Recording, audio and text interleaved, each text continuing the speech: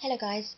Um, I've had a few questions recently from some viewers asking for starter information about crystals for chronic pain and asking generally my opinion on kind of energy practices for the treatment of chronic pain.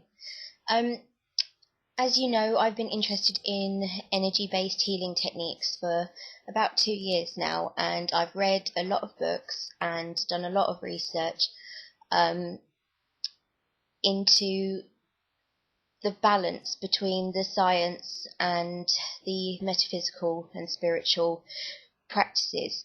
As a pharmacist, obviously, I've always been more inclined towards the science.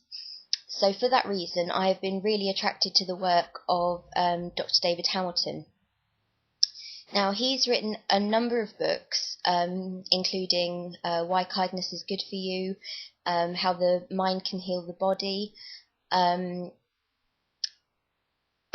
loads of other books. His early work, Destiny versus Free Will, was kind of his entrance into kind of it's kind of the basis of religion and energy practices integrated into the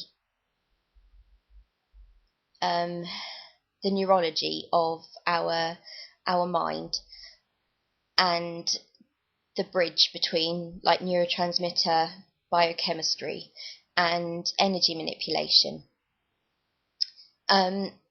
His later books have been more based on intention and our frequencies that and our feelings that then have a scientific effect on our neurotransmitters, and then how the neurotransmitter levels in our bodies affect the physical processes.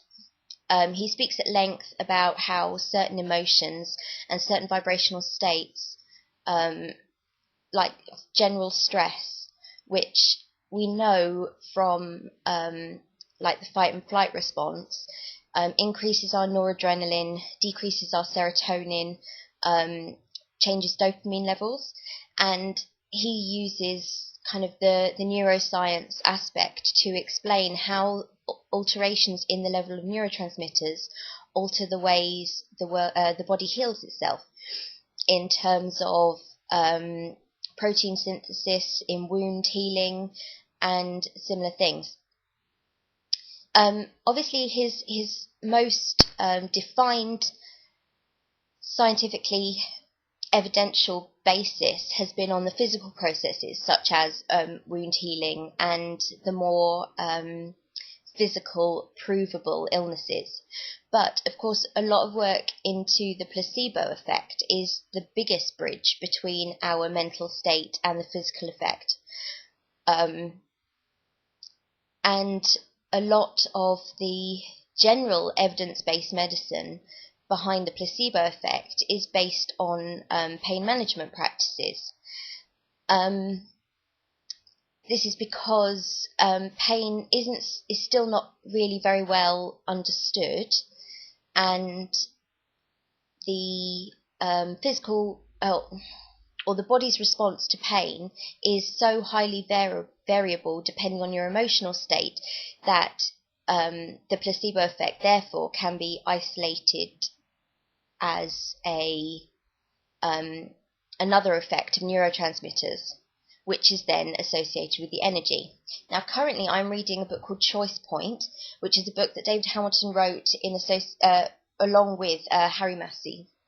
I know my cameras are mirrored, but you can still then see the cover. And actually, there's a passage in here called Conscious Creation. And I just wanted to share this with you because I feel that it is one of the best definitions of energy practice that I've ever read. And I feel that this is a really good start for bridging the gap between science and energy healing, because it's written in a way that sounds scientific, but it is basic enough for any level of understanding of physics, particle quantum physics, that kind of thing. So I'm just going to read you this passage. It's only about a page and a half, so it won't take me very long, but this is something that I feel is a fantastic introduction to energy practices. Okay, I'm not actually going to read it in order because part of it is a quote, and I feel that the quote actually works better if you read the two different sections the other way around, okay? Right. We live in a world of electrical and magnetic stuff. This quantum field, the matrix, or whatever name we choose to give it, some physicists call it the mind of God, whatever this stuff is that holds everything together, electrical and magnetic fields make up a large proportion of the stuff in our physical world. I think it's no coincidence that you and I were born with an organ in our bodies that is designed to communicate with this stuff. The heart creates an electrical field that is about 100 times stronger than the brain, and the electrical field will be based on the nervous impulses moving through the heart muscle that enables uniformed contraction and relaxation. The striated muscle is the muscle that's all it's called intercalated cells.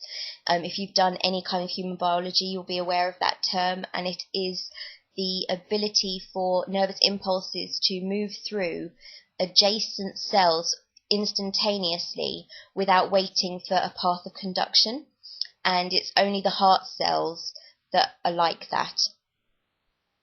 But the magnetic field of the heart is 5,000 times stronger than the magnetic field of the brain.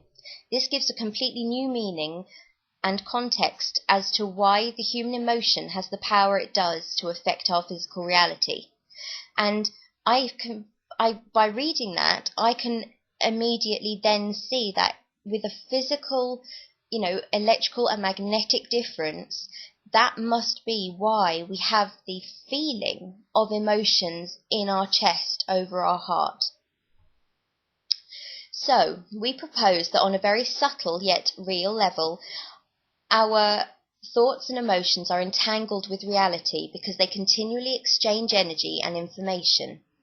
And it is through electrical and magnetic fields generated by our brains and hearts. So in one way we create the circumstances around us by our actions, but in other ways we see patterns in our lives that have our personal stamp on them. For example, circumstances, people, and events that reflect our thoughts and emotions because they are in some ways generated by them. Now this is the idea of intention, and obviously surrounding magic we speak a lot about the connection between the heart and the brain, and how physical intent puts an energy out there which then can come back to us, and the threefold law regarding a true kind intention will then affect the things around us. Now if you think about it as kind of as like a ray gun coming out of your heart and pushing forward into your surroundings, your intention, you generate this pulse, if you like, an energy pulse, and you send it out there. It would make sense that it would come back to you threefold, because it's not just going to hit one thing, it radiates out from you. So when it comes back from multiple sites. Just thinking about it like that seems to rationalize it, and I'm sure it will rationalize it for a lot of skeptics who prefer the science. Now all of this comes back to crystals eventually, because as said extensively by other people, Hibiscus Moon, Charming Pixie Flora, Tiptoe Chick, Witch on the Rocks, the vibrational energy of crystals is incredibly stable. Everything obviously has a vibrational energy based on the very slight movement of atoms in a solid, and you learn about that in year 9 GCSE, particle physics, where you draw all of the particles joined together but with a vibrational energy in a solid, and then in a liquid they can pass over each other, which is why you have a flow of a liquid, and then in the gases they are spread out and occasionally they bump into each other depending on the amount of energy they have, which is why gases expand when they are heated, because they are given more energy they bounce off each other more and therefore cover a larger area, which is why gases expand when they're heated, and how hot air balloons work when you heat the air. It expands enough to cause an upward force. Right, so the concept of conscious creation. In this unseen and rather esoteric way, then, it is possible that our thoughts and emotions actually create our personal realities. Greg, who's a scientist, is convinced that also the quality of our mental focus determines how well we interact with reality and exchange information with it, and how consciously we shape our circumstances in line with what we want in life. The controversy is to what degree we influence the electrical and magnetic stuff. So, the controversy is whether or not our energy and our vibrational intention is enough to actually influence the vibrations of things around us. The answer to that is whether science has difficulty in proving the quality of the focus we place within ourselves. It is all determined by the quality of focus between our heart and brain, where the electrical and magnetic patterns are generated. In other words, if you have a goal and then generate the feeling of completion of that goal in your heart, and then you link your brain to your heart so they're both focused on the same idea and not pulling in opposite directions, the thought of your goal interacts with the world around you, exchanging information with it through the electrical and magnetic field of your heart. We make a choice and we claim that choice in our hearts. We begin the choice in our brains as an idea with a relatively weak electrical and magnetic field, and then we amplify that choice through feeling it in our hearts. We claim it, and the feeling is as if the choice has already come to pass. That's like the idea of affirming in the present tense. Not I will have money, but I have money is an affirmation in order to draw money towards you, because there's a present tense idea, which means the intention will come, rather than it being something that comes far away in the future or not having any specificity in the time stream that you're talking about. We claim it, and the feeling is as if the choice has already come to pass and the healing has already happened or the abundance is already present, which is what I've just said. Now, I think that if you've heard that and you've thought, oh, I haven't heard energy healing kind of described as simply but as scientifically as that, I would really recommend that you read some of David Hamilton's work. He is British, he lives in Oxford in the UK, and he does a lot of touring around the UK doing talks and workshops based on his different books and on different topics, including self-esteem and conflict management and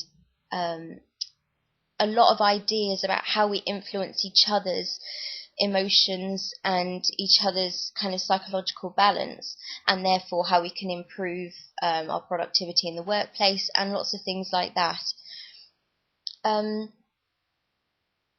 So as I've said about where crystals come into this,